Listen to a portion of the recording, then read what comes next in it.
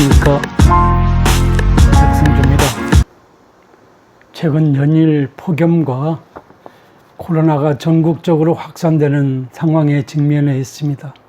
여러 가지로 불편하고 짜증스러울 수 있습니다.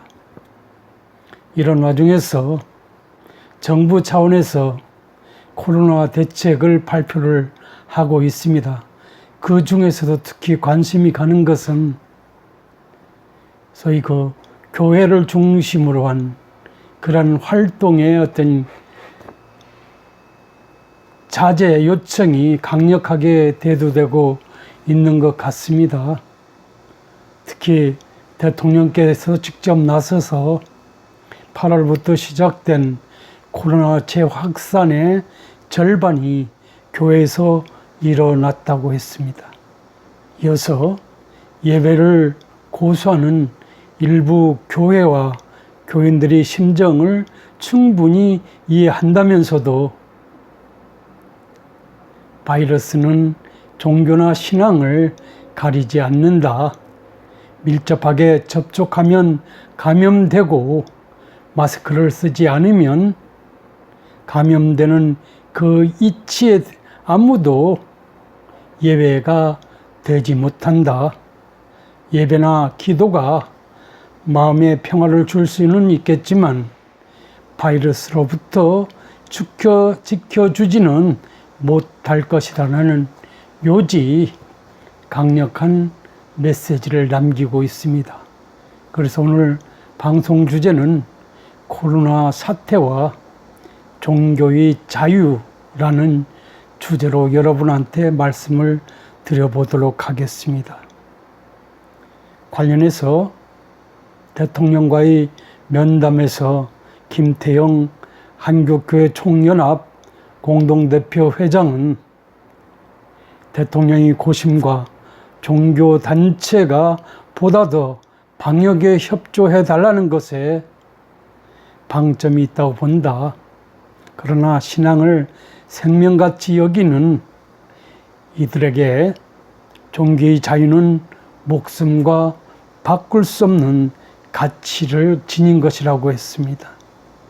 그러면서 종교의 자유를 너무 쉽게 공권력으로 제한할 수 있고 중단을 명령할 수 있다는 뜻으로 들려서 크게 논란하지 않을 수 없다고 했습니다. 우리 헌법은 인간이 내면적인 정신 영역에서의 개성 성장을 돕는 하나의 방법으로 종교의 자유를 보장하고 있습니다. 종교의 자유는 종교 생활을 그 보호 대상으로 하는 것입니다. 여기서 종교란 인간이 형이상학적인 신앙을 그 내용으로 하는 것으로서 상념의 세계에서만 존재하는 초인적인 절대자에 대한 귀의 또는 신과 내세에 대한 내적 확신이 집합 개념이라고 헌법 교과서는 그렇게 풀이를 해놓고 있습니다. 종교의 자유도 다른 국민의 자유와 권리와 마찬가지로 국민이 국가에 대한 주관적인 공권, 주관적으로 관점에서 요구할 수 있는 권리인 동시에 사회 공동체의 객관적 가치 질서에 속한다고 할 것입니다. 종교의 자유는 우선 신앙의 자유와 신앙을 실천하는 자유가 국가 권력의 직접 또는 간섭에 의해서 방해를 받지 않을 이른바 신앙 강제로부터의 자유를 그 주된 내용으로 하고 있습니다. 종교의 자유는 또한 사회 공동체 생활을 이끄는 정신적인 가치관이 국가 권력이 간섭 없이 자유롭게 형성될 수 있도록 보장함으로써 신앙이 다원화를 실현하는 객관적인 가치 질서라고도 설명하고 있습니다. 따라서 종교의 자유는 국민이 신앙생활에 대한 국가 권력의 침해를 막는 단순한 방어권만이 아니고 국가의 종교적 중립에 의해서 다양한 신앙생활을 실현하기 위한 객관적 가치 질서라고 해석되고 있습니다. 종교의 자유는 구체적으로 신앙의 자유와 신앙 실행의 자유로 나눠볼 수 있습니다. 우선 신앙의 자유가 되겠습니다. 이는 신앙을 가지는 자유와 신앙을 가지지 않을 자유를 말하는데, 신앙을 가지는 자유에는 신앙 선택, 신앙 변경 즉 개종, 신앙 포기, 신앙 고백, 신앙 침묵의 자유 등이 속한다고 할 것입니다. 무신론도 일종의 신앙이기 때문에 신앙이 자유에 의해서 보호된다고 할 것입니다. 다음으로 신앙 실행이 자유입니다. 이는 여러 가지 종교 행사 내지 종교 활동을 통해서 신앙을 실천하는 자유라고 할 수 있습니다. 이런 신앙 실행의 자유에는 종교 의식의 자유, 종교 설교의 자유, 또는 포교의 자유, 종교 교육의 자유, 종교적 집회 결사의 자유 등이 여기에 포함되는 것으로 이해되고 있습니다. 종교의 자유에 이와 같이 신앙 실행의 자유가 보장되고 있다는 점에 대해서는 이론의 여지가 없다고 할 것입니다. 왜냐하면 종교의 자유가 그 본래의 기능을 나타나기 위해서는 신앙의 자유뿐만 아니라 종교적인 확신에 따라 행동하고 교리에 따라 생활할 수 있는 신앙 실행의 자유가 함께 보장되지 않으면 안 되기 때문입니다. 또한 이 신앙 실행의 자유는 적극적인 신앙 실행뿐만 아니라 소극적인 신앙 실행도 함께 내포되어 있는 것이기 때문에 누구도 자신이 종교적인 확신에 반하는 행위를 강요당하지 아니한다라고 해석이 되고 있는 것입니다. 첫째, 종교의식의 자유는 일정한 종교의식을 통해서 신앙을 실현하는 자유가 되겠습니다.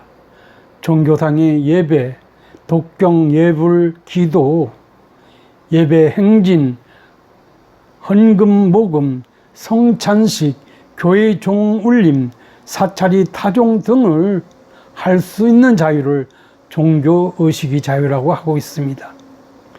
둘째로 종교 선전의 자유는 자신이 종교적 확신을 남에게 선전하고 전파함으로써 신앙을 실현하는 자유로 이해되고 있습니다.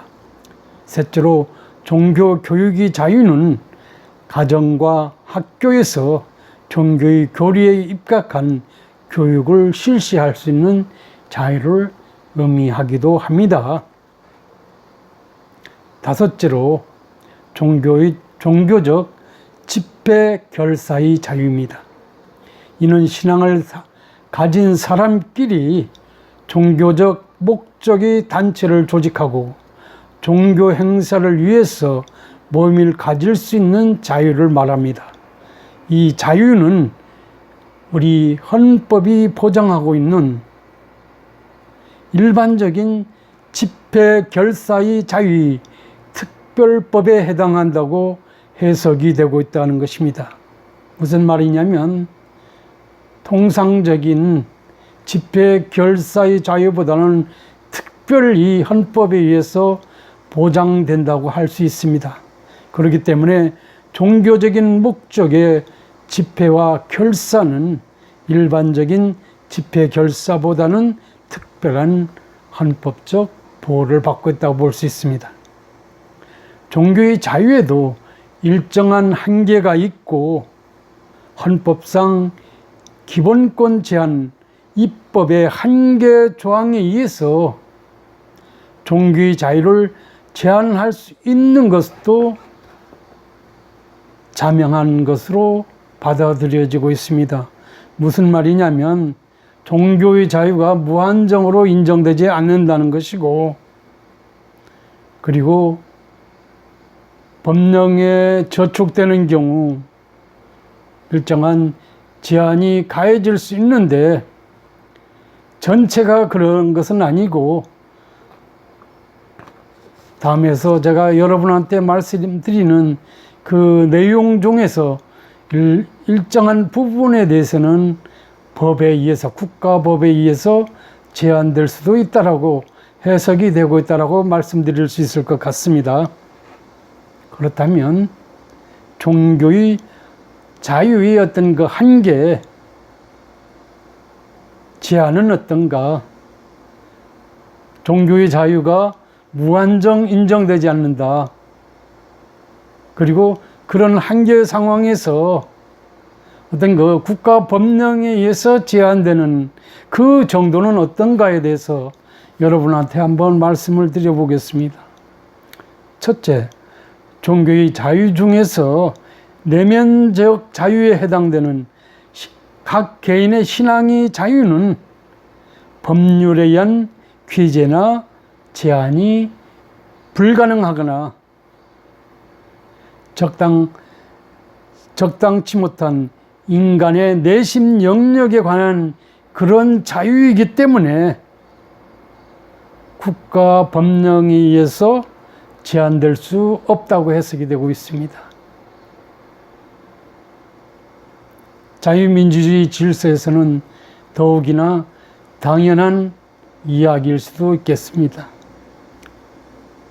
둘째로, 신앙 실행의 자유는 신앙이 외형적인 표현 형태를 뜻하기 때문에 기본권의 내재적 한계에 의한 제약을 받는 이외에도 법률에 의한 제한을 받을 수 있다. 국가 법률에 의해서 이 신앙 실행의 자유는 특정한 경우에는 제한이 될 수 있다는 것입니다. 이 부분이 대통령님의 말씀과 관련해서 우리가 구체적으로 이해해 볼 필요가 있고, 그에 따라서 교회들이 적이 대처할 필요가 있지 않느냐는 그런 말씀을 드려보겠습니다. 다시 말해서 신앙 실행의 자유는 우선 헌법 질서와 타인의 기본권을 침해하지 않는 범위 내에서, 그리고 사회 공동체의 질서 유지를 위해서 제정된 민법이나 형법 등을 어기지 않은 범위 내에서만 주장할 수 있는 그런 자유로 인정이 되고 있다 이겠죠. 무슨 말이냐면 민법이나 형법에 정해진 바를 어긋나면서 이런 자유를 주장할 수는 없다라는 그런 말씀이 되겠습니다. 그렇기 때문에 이 내재적 한계를 이탈하는 신앙 실행이 자유권 행사에 대해서는 법률로서 규제되거나 제한받을 수 있다고 볼 수 있습니다. 예컨대 남녀 평등을 기초로 하는 혼인 가족 제도가 보장되는 현행 헌법 질서하에서 아무리 종교의 자유가 보장된다 하더라도 일부 다체제를 선전하는 종교를 허용하는 것은 헌법이 통일성을 지키기 위해서 체계적 어떤 그 정당성이 원리에 반하기 때문에 이것은 법으로 제재가 불가피하게 된다라고 말할 수 있을 것입니다. 셋째로, 신앙 실행의 자유에 대한 제한 중에서 가장 문제가 되는 것은 소위 그 이 신앙 실행의 자유의 내재적인 어떤 한계를 벗어나지 않은 상황에서 신앙의 어떤 실천 행위를 국가의 안전보장이라든지 질서 유지라든지 공공복리 등의 어떤 등을 이유로 내세워서 제한할 수 있는가가 오늘 방송의 주된 요지가 되겠습니다. 최근 코로나 사태가 창궐 하고 있는데 이 신앙 실행의 자유로서 어떤 대면 교회 생활이 차단될 필요성이 어떤 국가적 차원에서 강조되고 있는데, 그렇다면 교회는 만약 저희 비대면 설교를 일반화적으로 시행할 것을 요구함에도 불구하고 대면 설교를 통해서 신앙 실행의 자유를 누릴 경우에 이와 관련해서 법으로 제재가 가능한지에 대한 그런 문제가 중요하다고 할 것입니다. 예컨대 저희 국민보건 관점이죠. 지금 코로나 사태는 국민보건의 관점에서 이런 코로나의 어떤 확산 방지를 막기 위해서 전염병, 코로나가 확산된 그런 지역에서 시한부로 어떤 일정한 기간으로 종교적 의식이나 종교적 집회를 하지 못하도록 제한하는 경우, 이 경우는 현실적으로는 소위 비대면 온라인 설교를 대안으로서 강조하고 있는데, 이런 경우에 해당될 수도 있다고 하십니다. 그죠? 그러니까 종교적 집회를 하지 못하도록 제한하는 경우처럼 이 코로나 확산의 심각한 위험을 막기 위해서 불가피하다고 인정되는 범위 내에서만 제한이 가능할 것이다 하는 것입니다. 그래서 여기서 중요한 것은 전염병 확산, 코로나 확산을 방지하기 위해서 코로나가 확산되는 지역에서 시한부로 계속이 아니라 일정한 기간을 정해서 종교적 의식이나 종교 집회, 예배 보는 모임을 하지 못하도록, 그러면서 비디오에 의한 이런 설교를 요구하는 그런 경우에 있어서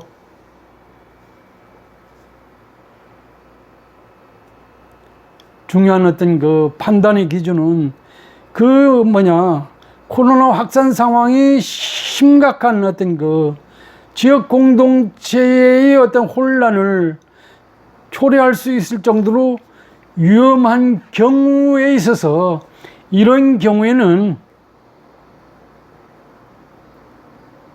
종교의 자유에 대한 제한이 가능한 것으로 보고 있다. 이런 것이 헌법에 입각한 그런 판단이 되겠습니다. 그렇지만 무조건 제한되는 것이 아니라, 이런 종교 집회의 다른 종교의 자유가 제한이 되는 경우,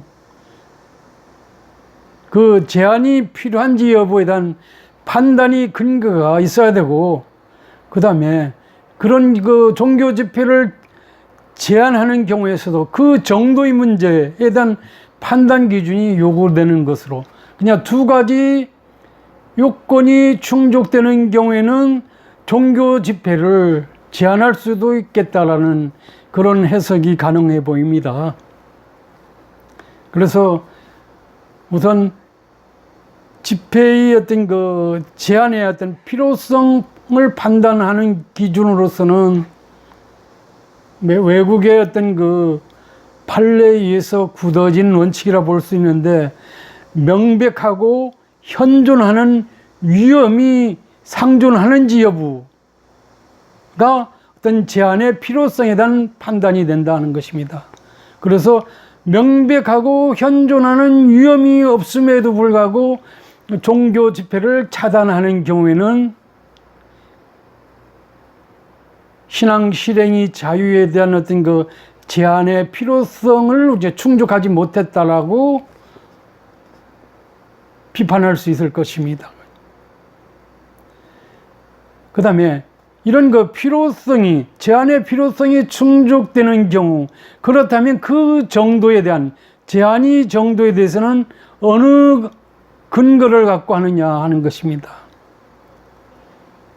그것은 우리 헌법 37조 2항에 보면 소위 과잉 금지 원칙이라는 그런 규정이 있는데요. 이것은 무슨 말이냐면 정도껏 제한되어야 된다 이거죠. 행정이, 공권력이 하고 싶은 대로 하는 것이 아니라 헌법에 의해서 일정한 어떤 그 판단 기준에 의해서 정도껏 제한될 수 있다라고 우리가 해석할 수 있을 것입니다. 그래서 이런 명백하고 현존하는 위험에 의해서 이런 어떤 그 신앙 실행의 자유가 제한될 필요성이 인정되는 경우라든지, 그 다음 과잉금지 원칙을 통해서 정도의 문제가 고려되는 그런 제한만이 가능하고, 이런 명백하고 현존하는 위험이 원리에 따라서 그런 위험이 없음에도 불구하고, 그 다음에 과잉금지 원칙에 비추어서 너무 지나치게 과도하게 제한하는 그런 제한은 종교의 자유의 어떤 그 본질적인 내용을 침해하는 것이기 때문에 절대로 용납될 수 없다라는 것이 국내 헌법학계의 일반적인 해석이라고 봐집니다. 다시 한번 여러분한테 말씀드린다면, 국민보건적 관점에서 코로나 확산을 막기 위해서 특정 지역에 이게 창궐이 되는 경우 일정한 시한부로 종교적 의식이나 종교적 집회를 하지 못하도록 제한하는 수 있는 경우라는 것은 그런 심각한 위험이 있어야 된다. 이 심각한 위험에 대한 판단은 제한이 필요성 판단 기준으로 하는 명백하고 현존하는 위험이 원리라는 근거에 의해서 인정될 수 있어야 되고, 그 다음에 제한하는 경우에도 이런 심각한 위험에 따라서 이런 그 종교의 자유가 제한되는 경우 그 정도는 헌법 37조 2항에 의한 과잉금지 원칙을 벗어나지 않은 그런 범주 내에서만 제한이 될 수 있다고 보는 것입니다. 그래서 이런 두 가지 원칙에 명백하고 현존한 위험의 원리와 과잉금지 원칙을 어긴 신앙 실행의 자유에 대한 공권력, 어떤 법적인 제한은 종교의 자유의 본질적인 내용을 공권력에 의해서 침해하는 것이기 때문에 용납될 수 없다라고 보고 있는 것입니다. 결론적으로 말씀드린다면, 특별히 예외적인 경우에 종교의 자유가 제한이 될 수 있다고 보는 것입니다. 물론 이것은 우리가 법적인 관점에서 이렇게 하는 것인데, 사회 공동체 생활에 있어서는 뭐 교회든 아니면 사찰이든 뭐 천주교든 할 것 없이 공동체의 어떤 이익을 위해서 모나지 않게 어떤 그 질서 유지나 공공복리 차원에서 공감대 형성이 무엇보다도 중요하지 않느냐는 것입니다. 그런 점에서 이 신앙 실행의 자유에 대해서 주장하는 것도 당연하지만은 그렇다면 무조건 주장하는 것도 옳지 않다라고 말씀드릴 수 있습니다. 뭐 그런 점에서 그 신중을 기할 필요가 있고 어떤 그 국가적 차원에서도 일방적으로 이런 그 내용에 대한 어떤 구체적인 이런 것 없이 일방적으로 코로나가 재확산되는 상황이니까 교회는 어떻게 가야 되는 식으로 일방적으로 이렇게 제한 조치를 하려는 어떤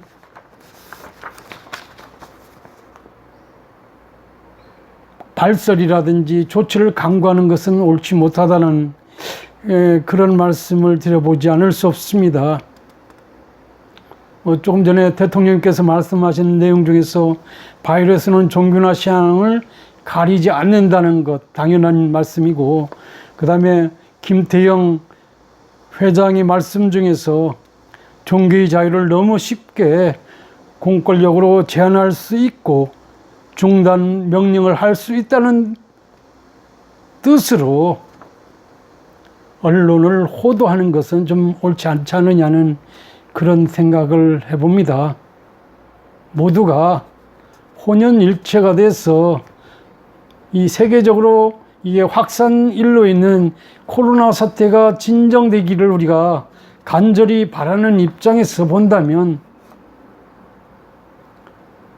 종교에 종사하시는 분들, 종교의 자유를 누리시는 분들도 국가 시책의 다수는 그 공감대를 형성해서 신앙생활을 할 필요가 있지 않느냐는 말씀을 드려볼 수 있을 것이고, 국가나 공권력 주체도 할 수 있는 얘기는 이런 구체적인 제한할 수 있는 어떤 그 판단 기준을 제시하지 않고 일방적으로 이게 확산되고 있으니까 우리는 제한할 수밖에 없으니까 그래 알아서 그렇게 행동해라, 그렇게 집회 활동을 해라 하는 식의 막연한 이런 어떤 그 주의 주장은 좀 옳지 못하다고 봐집니다. 뭐 그런 점을 우리가 생각해 본다면 이 시점에서 모두가 혼연일체가 되는 아름다운 어떤 그 공동체 생활이 유지될 수 있도록 특히 국가가 더욱 관심을 좀 표명할 필요가 있지 않느냐는 그런 말씀을 드려보겠습니다. 신앙의 자유는 절대적인 것 같으면서도 어떻든 현대 사회가 복잡미묘하게 꼬일 수도 있고, 이런 어떤 그 전염병 확산이라든지 본의 아닌 어떤 그 이슈 앞에서는 우리가 합심해서 대처할 필요가 있다고 본다면 부분적으로는 제한이 되는데 제한되는 사유도 구체적으로 헌법 해석을 통해서 확인되고 있다는 점을 우리가 헤아려 주시면 좋겠다라는 그런 말씀을 드려보겠습니다. 감사합니다.